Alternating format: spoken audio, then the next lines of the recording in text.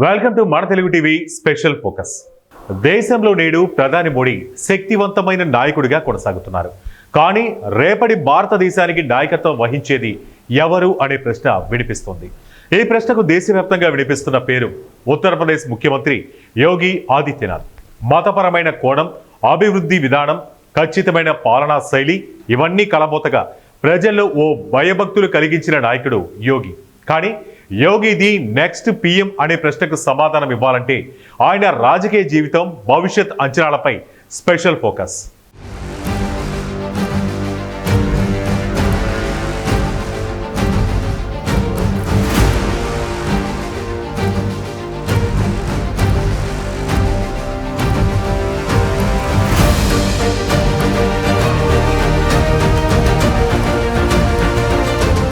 పంతొమ్మిది 1972లో ఉత్తరాఖండ్లో జన్మించిన యోగి ఆదిత్యనాథ్ అసలు పేరు అజయ్ సింగ్ బిష్ణు.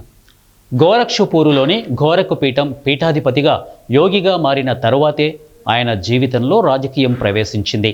1998లో మొదటిసారి ఎంపీగా ఎన్నికయ్యారు.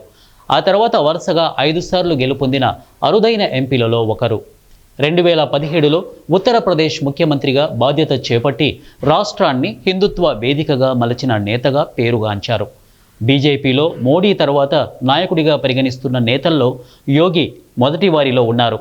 ముఖ్యంగా ఉత్తరప్రదేశ్ రాష్ట్రంలో బీజేపీ విజయానికి 50% పైగా క్రెడిట్ యోగికే. పార్టీ నేతలు వ్యక్తిగతంగా తక్కువగా మాట్లాడినప్పటికీ యోగిని ప్రధానంగా ప్రజెంట్ చేస్తూ ప్రచారంలో పెట్టడం జరుగుతోంది.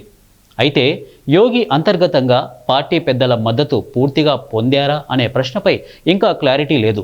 యోగి పాలనలో ముస్లిం వర్గాలు, బహుజన వర్గాలు నిశ్శబ్దంగా ఉండడం మామూలు విషయం కాదు. కొన్ని వర్గాలు ఆయనను కఠిన హిందుత్వవాదిగా చూస్తున్నా రాష్ట్రంలో కొన్ని సామాజిక వర్గాలు మాత్రం ఆయన పాలనను సమర్థిస్తున్నాయి. ముఖ్యంగా బడుగు బలహీన వర్గాల సంక్షేమ పథకాల్లో ఉన్న పటిష్టత, అవినీతికి తావులేని వ్యవస్థ ఇది యోగికి ప్రత్యేక గుర్తింపు ఇచ్చింది. ప్రధానిగా మారాలంటే బహుళ భాష, ప్రాంతీయ మద్దతు అవసరం. యోగి ప్రస్తుతం ఉత్తర భారతంలో మాత్రమే బలంగా ఉన్నారు. 2029లో ప్రధాని మోడీ రాజకీయంగా రిటైర్మెంట్ ప్రకటిస్తే పార్టీపై యోగి ప్రభావం ఎలా ఉండబోతుందనేది ఆసక్తికర అంశం. పైగా యోగిది ఒక సాధువుల ఇమేజ్. ఆయన స్వయంగా ప్రధాని ఆశకై పోటీ పడతారా, లేక పార్టీ నిర్ణయిస్తే ఆ బాధ్యత తీసుకుంటారా అనే ప్రశ్నలు వస్తున్నాయి.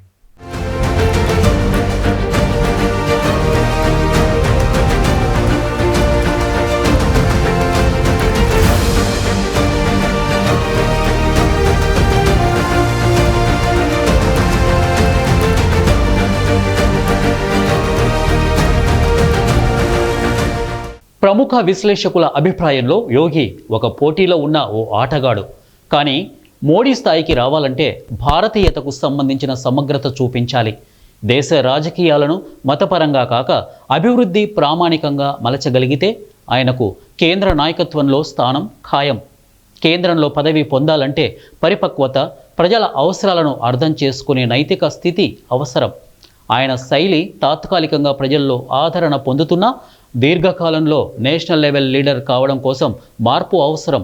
దేశానికి నాయకత్వం వహించేందుకు రాజకీయ అనుభవం, పబ్లిక్ మద్దతు, జాతీయ స్థాయిలో ప్రాముఖ్యత అవసరం. కానీ ఆయన ప్రధాని కావాలంటే దానికోసం ఆయన వ్యూహాత్మకంగా తన ప్రజా నాయకత్వాన్ని విస్తరించాలి. దేశ రాజకీయాల్లో రేపు ఏ నేత ముందుకు వస్తాడో చెప్పడం కష్టం. కానీ ఈ ప్రయోగంలో యోగి పేరు ఖచ్చితంగా వినిపిస్తూనే ఉంటుంది. దేశ రాజకీయం వేగంగా మారిపోతున్న ఈ సమయాల్లో ఉత్తరప్రదేశ్ ముఖ్యమంత్రి యోగి ఆదిత్యనాథ్ పేరు ప్రధానమంత్రి పదవికి జోరుగా వినిపిస్తోంది. మోడీ తర్వాత అగ్రనాయకత్వ బాధ్యతలు చేపట్టగల సామర్థ్యం ఉన్న వ్యక్తిగా ఆయనను భావించే వాళ్ళు పార్టీలోనే కాక ప్రజల మధ్య కూడా ఉన్నారు. అయితే రాజకీయ సమీకరణాలు, సంఘర్షణలు, భవిష్య రాజకీయ పంద ఇవన్నీ కలిసి నిర్ణయిస్తాయి యోగి ప్రస్థానం ఎటు వాలుతుందో.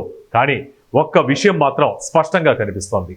బీజేపీ పార్టీ వర్గాల్లో యోగి పేరు ప్రధానమంత్రి అభ్యర్థిత్వంపై చర్చ సాగుతూనే ఉంది.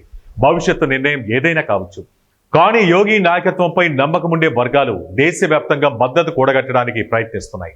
ఇది వాటి స్పెషల్ ఫోకస్. మరో ఇంట్రెస్టింగ్ టాపిక్ తో మళ్ళీ కలుద్దాం. అంటిల్ దెన్ కీప్ వాచింగ్ మన తెలుగు టీవీ న్యూస్.